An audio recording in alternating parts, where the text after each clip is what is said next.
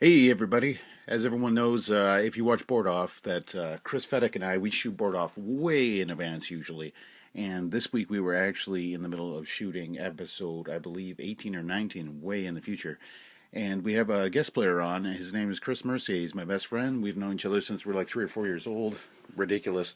Anyway, him and Kris Fedick they got into a little discussion over Man of Steel, and basically just I don't know how it all played out and what they like, what they didn't like. Um, so, anyways, I'm taking this clip. I'm taking it from the Future Board Off episode. I'm making it into a little Ken Talk special, just so you can kind of hear their thoughts on the film and whatnot.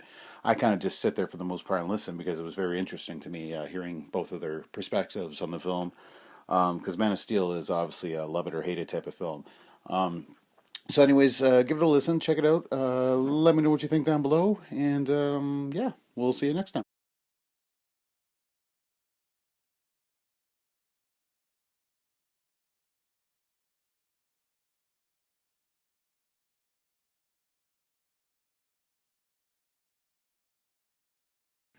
I might just cut what I have up into a couple of short stories, and then Yeah, not but even like, bother with the plot of the book. yeah, if you're at 200 and you're halfway through, who cares? Some books are like 600 pages long.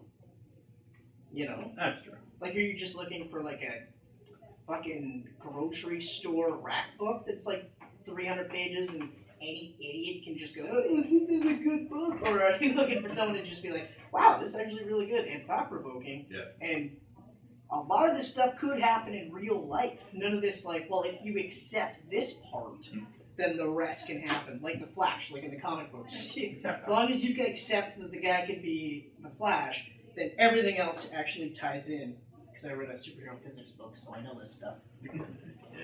It's true. Well, A lot of the stuff, like Superman, was one of those ones. Sorry to cut you off. When they have like shots of him carrying a building, they actually the only way that it works is because Superman extends his bioelectric field to whatever he's touching, so he protects it in a sense. That's why, like, if he's flying at super speed with Lois, she doesn't get any of the impact of the super speed because of his bioelectric field. Otherwise, if he didn't do that, the second that he touches the building and raises it up any higher, the gravity would cause it to just collapse on itself. Right, 'cause the building wasn't intended to hold its own weight from the side, so Yeah, just crack in exactly. half. Or from like halfway through the structure, it was supposed to be, here's the base, we build everything up, and that's it. The second you alter it in any way, like immediately. Well, same as the whole Lois is falling from 500 feet in the air. I got you. Yeah, and then Snap! she doesn't like, not even, or just like cut right through these like steel fucking arms. You know, at least like in some shots, you could argue that he managed to match her speed, so that way, you know what I mean? Like, there's the cushion now, but it's still like it's Superman. You know what I mean? Like even when I see and I've rewatched Man of Steel enough times now that although a handful of things that I don't like about the movie don't kill it for me, I still think it's one of the best Superman movies out there. Mm-hmm. One scene at the beginning where he's on the boat and the dude tackles him to save him, I'm always just like, was he that aware of what was happening so that he was able to go, okay, just soften up my body so that it's not like this guy slams into a brick wall. You know, and doesn't even move Superman. Yeah. And then the cage obviously would just like mangle itself all around him while this dude is dying because he fucking like full bore like football tackled the wall. Yeah. So I was like, okay, all right. Crunch. My only problem really with that movie was that was the most recent one, right? Yeah. Yeah, it was the whole. I thought it was a little cheesy at the end when he's like, "You stole my soul." I thought that was a little over the top. I did not mind that at all, except that it sort of made me a little sympathetic to Zod. Yeah. Instead of making a Zod just be like, well, I don't give a shit about Earth or the humans, I'm just gonna fucking put Krypton here. Then it was like, that's how I felt. My whole reason for being has been stripped away from me because of you. So now I'm gonna fucking kill everything. I was originally gonna plan on doing that, but now it seems a little justified. So it's a little bit like Well, yeah, but the other thing is they can terraform any planet anywhere. Like apparently because they can alter its mass and play with it. So Yeah. what's wrong with Mars or Venus? Like they could have altered. Yeah, no, but the point was Kal-El. That was the whole point. You know, once he realized that Kal-El was still alive, or another Kryptonian was out there, he didn't necessarily realize it was Kal-El. Once he realized that, he was like, oh, well, fuck you. Yeah. I'm gonna find him, because he said that right at the beginning. He made a big, huge show of how he's gonna find him. And then it was like, oh, fuck, we got a perfectly good Earth here. So let's do this. Like, a lot of it, like, I'm okay with, I'm fine with. It's still just, like, even the Metropolis scene, they do enough to show you most of the people are out of that city. You know, and after seeing Avengers 2 and Avengers 1, you know, you're like... Is anyone even going to move back to the city after all this? You know, like, Avengers 2, it was almost like they made too much of a point of showing them. Exactly. It was just like, okay, we get it. You're like, check it out, Man of Steel, we save people. Yeah, we save everybody, but, like, even in Avengers 2, or Avengers 1, there's no way people didn't die. There's no way people didn't die. Easily. You know. Yeah, Man of Steel was more, oh, thank God, it's Superman, and grab the person at the other guy. Yeah, like, I mean, there was only a couple of parts where I was just kind of like, you didn't have to do that, but I understand why they did it. Like, there's one part where Zod kicks a gas truck at him, and instead of stopping the gas truck, he flies over it just so there's that cool explosion. And I was like, well, that's still stupid. You know, like, at the very least, like, show him fly over it and then freeze breath it so that way the flames are gone. Like, all these little things that Well, I that really is what the older Superman movies, he would have done that. Yeah, but my argument for that would be, like, of course, but they're all Superman. You know, like, at no point in time did they have the learning curve where at least now you could argue that the entire last half of the movie was him learning, okay, well, yeah, I did all this good, but look at all the shit I caused by just being unprepared. And I mean, in none of the other movies is he ever fighting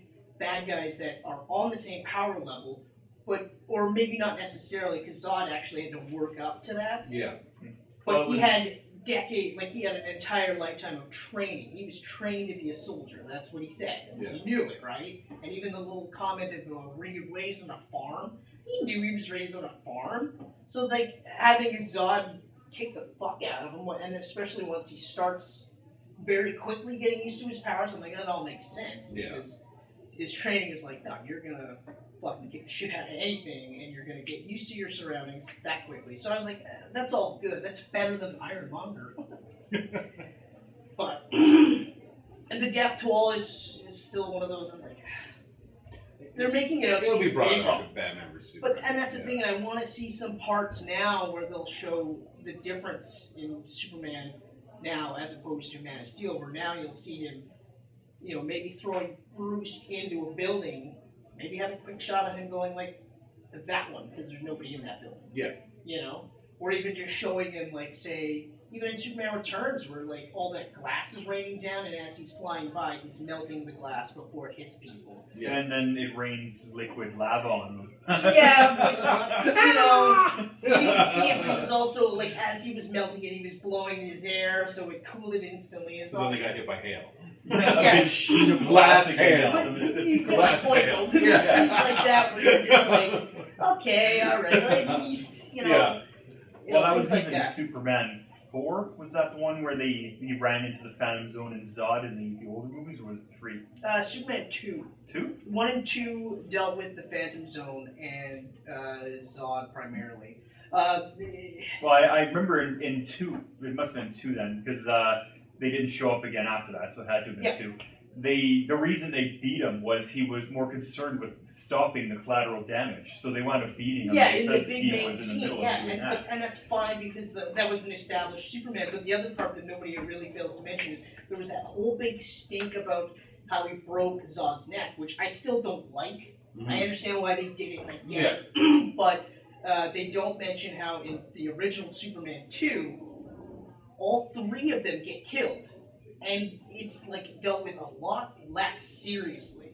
Like, he throws Zod down a pit after he essentially like destroys his hand, throws him into the bowels of the Fortress of Solitude. Okay. The other guy comically jumps into it. Yeah, the other guy comically jumps into it, and then even Lois kills Ursa by like punching her into it. You know what I mean? And it's, Lois with a super punch. yeah, exactly. And again, you're like, okay, but these are trained, or at least they don't emphasize they're trained, but they all work with General Zod, so they're all had some sort of military training. But now that Ursa is a regular human, one punch can knock her into this pit, and then they like casually like, well, that's all over. Let's make out. Come here, Luther. You're going to jail. You know, and there's no like serious ramifications. Like at least Superman in Man of Steel was like, I can't fucking believe I killed him. I didn't want to do it. He made me do it, but he knows that he on some level he had another choice. Yeah. And he loses it. I was like, at least they had that instead of, look what I did there, Lois. Totally broke his neck. Saved all their lives. Hey, high five, family. I saved you. You know, like. But that nobody talks about that ending at all. But that was probably the most callous killing I've ever seen in a movie. Oh, and then he goes and beats the shit out of those bikers in the bar who made fun of him. Yeah, with exactly. powers. Not the bikers, just the one dude. The one dude who totally lets him have it. And we're all like, yeah, woo! But then you watch it again and you're like, what happened? Now you're Super Dick? Yeah, he just went out of his way to go and There was beat on no this guy. reason for that. He could have handled it exactly Did the the same. guy have a mullet? I don't believe he did. Because I would beat him up too. I don't believe he did. But like, He's just some asshole at a truck stop. you know, but even that was another scene that I kind of didn't like either because, like, sure they robbed him of his superpowers, but he's built like a linebacker. Like, even Christopher Reeves was built for that movie, right? He had been Superman long enough that he would have had some sort of fight training. Okay, so even though he's a normal human being, he'd be a normal human being in peak physical condition, you know? So it's like... Yeah, he wasn't a nerd. Yeah, you know, it'd be like you, like right now, you could probably fuck somebody up. You wouldn't, but you probably could. But like if all of a sudden you had superpowers and then you stopped and you were still built like that, you wouldn't just suddenly be like, oh god, that really hurts. I mean, okay, the shock of feeling pain for the first time could rattle you. I can see that, but it's still like not get totally owned. Yeah, but it was like Revenge of the Nerds. Yeah, it it totally totally picked on the was. nerd and then he went and beat the shit out of him after bulking up. And nobody says anything. They're like, oh, it's a great movie, and the Man of Steel is a horrible version of that movie. And you're like, no, it's actually pretty good. Like, at least there's a coherency within that movie that you're not like, none of this makes sense. Yeah. You know, at least they're like, these are the established rules. And even for Zack Snyder, I'm amazed when you think about it that he goes, these are the rules, and then he follows the rules, and it's not like, well, these are the rules, but unless we can't do this, so if we can do this, then those rules, we won't worry about it, you know? And I hate when movies break their own mythos like that. Yeah. I've seen a lot of movies where, like an example is it was Darkness Falls?